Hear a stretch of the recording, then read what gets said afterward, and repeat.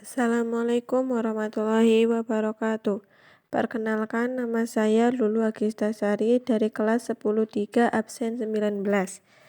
Di sini saya akan membahas Kerajaan Mataram. Yang akan saya bahas ada mengenal Kerajaan Mataram, raja-raja di Kerajaan Mataram, kehidupan ekonomi, kehidupan sosial, dan kehidupan budaya. Mengenal Kerajaan Mataram. Masjid Kota Gede merupakan salah satu peninggalan Mataram Islam yang dibangun oleh Panembahan Senopati. Letak Kerajaan Mataram Islam berada di daerah Jawa Tengah bagian selatan dengan pusatnya Kota Gede atau Pasar Gede dekat dengan DIY sekarang. Berdirinya Kerajaan Mataram Islam tidak terlepas dari peran Kerajaan Pajang. Sebagai penguasa Pajang, Hadiwijaya menghadiahkan sebidang tanah kepada Ki Ageng Pemanahan di daerah Mataram. Tanah tersebut diberikan atas imbalan atas jasa Ki Ageng Pemanahan atas membantu Hadiwijaya dalam memerintah Kerajaan Pajang. Setelah Ki Ageng Pemanahan wafat, kedudukannya digantikan oleh putranya Panembahan Senopati, dan ia yang melepas Mataram jadi Kerajaan Pajang. Dalam sejarah Islam, Kesultanan Mataram memiliki peranan yang cukup penting dalam perjalanan kerajaan-kerajaan Islam di Nusantara.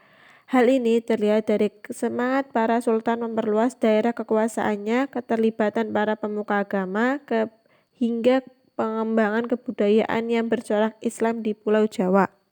Raja-raja di Kerajaan Mataram. 1. Panembahan Senopati. Setelah Ki Ageng Pemanahan wafat, kedudukan diserahkan kepada anaknya, yaitu Sutawijaya dengan gelar Panembahan Senopati ing Alogo Sayyidin Panatogomo, Kepala Bala Tentara dan Pengatur Agama. Ia bercita-cita ingin menguasai Pulau Jawa. Oleh karena itu, berbagai persiapan dilakukannya dengan memperkuat pasukan Mataram di seluruh daerah. Ia berhasil menaklukkan wilayah Demak, Madiun, Kediri, Ponorogo, Tuban, dan Pasuruan. Dalam sekejap, beberapa wilayah di Jawa Tengah dan Jawa Timur dapat dikuasai oleh Kerajaan Mataram Islam. 2. Mas Jolang. Mas Jolang memerintah Mataram dari tahun 1601 sampai 1613 Masehi dengan gelar Pangeran Seda ing Krapyak. Di bawah pemerintahannya, Mataram diperluas lagi dengan mengadakan pendudukan terhadap daerah-daerah di sekitarnya, Ponorogo, Kertasono, Kediri, dan Wirosobo, Majoagung. Gresik sampai Jeratan berhasil dihancurkan pada tahun 1613 Masehi. Namun, karena berbangkitnya penyakit menular di Mataram, Mas Jolang terpaksa kembali ke pusat kerajaan Mataram. 3. Mas Rangsang atau Sultan Agung. Namun karena Raden Mas Jamitko sakit-sakitan, akhirnya ia turun tahta dari kerajaan Mataram. Kemudian dia digantikan oleh Mas Rangsang dengan gelar Sultan Agung Senapati ing Alogo Ngabrudarman pada tahun 1613 sampai 1645 Masehi. Hal ini juga sama dengan Raden Mas Jatmiko. Mataram mencapai puncak kejayaan.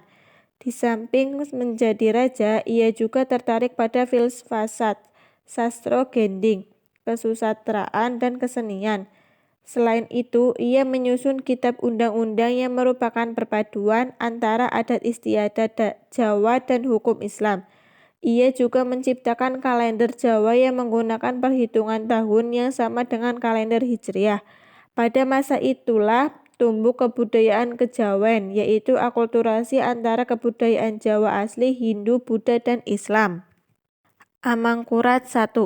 Setelah Sultan Agung wafat, ia digantikan putranya yang bernama Amangkurat I pada tahun 1645 sampai 1677 Masehi. Berbeda dengan ayahnya, Amangkurat I memerintah dengan sangat kejam dan lalim sehingga Mataram cepat mengalami kemunduran.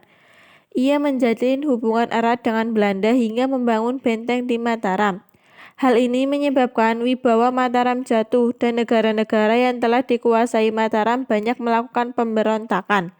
Tercatat pemberontakan besar yang dipimpin oleh Trunajaya dari Madura yang memaksa Amangkurat I bersekutu dengan VOC. Amangkurat I wafat di Tegalarum pada tahun 1677 ketika mengungsi, sehingga dijuluki Sunan Tegalarum. Amangkurat II. Sebagai gantinya, Mataram dipimpin oleh Amangkurat II pada tahun 1677 sampai 1003 Masehi. Ia sangat patuh dengan VOC sehingga Belanda hampir menguasai sebagian besar wilayah Mataram. Amangkurat II menyingkir ke pedesaan dan membangun ibu kota Mataram yang baru di desa Wonokerto yang kemudian diberi nama Kertasura. Pengganti Amangkurat II secara beruntun adalah 1. Amangkurat III pada tahun 1703 sampai 1708 Masehi. 2. Pakubuwana I pada tahun 1704 sampai 1719 Masehi. 3. Amangkurat IV pada tahun 1719 sampai 1726 Masehi. 4. Pakubuwana II pada tahun 1726 sampai 1749 Masehi.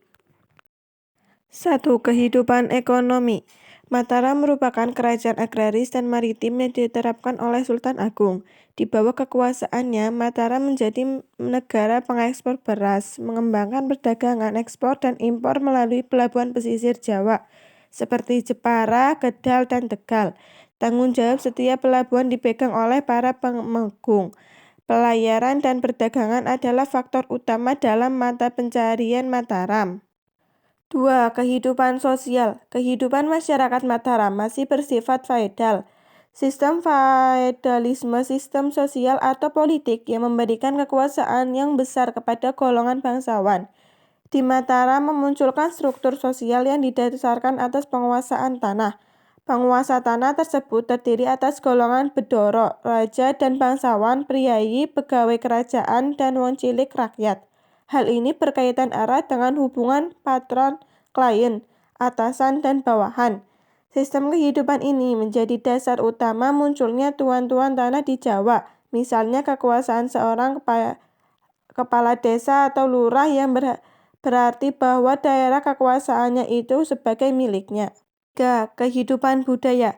Aspek kebudayaan berkembang baik di Mataram. Hal ini dapat diketahui dari adanya seni pahat, filsafat, kesusastraan, dan kesenian, seperti seni tari, pahat, dan suara. Salah satu bentuk kebudayaan yang muncul adalah kejawen, yang merupakan akulturasi. Upacara grebek bersumber pada pemujaan roh nenek moyang yang berupa kendu di gunungan yang merupakan tradisi sejak zaman Majapahit pada perayaan hari besar umat Islam, seperti timbul grebek Syawal pada hari raya Idul Fitri, grebek Maulud pada bulan Rabiul Awal. Dalam segi keagamaan, Sultan Agung cenderung melakukan penimbangan antara Jawa dan menjelaskan perhitungan tahun Hijriah dengan tahun Saka.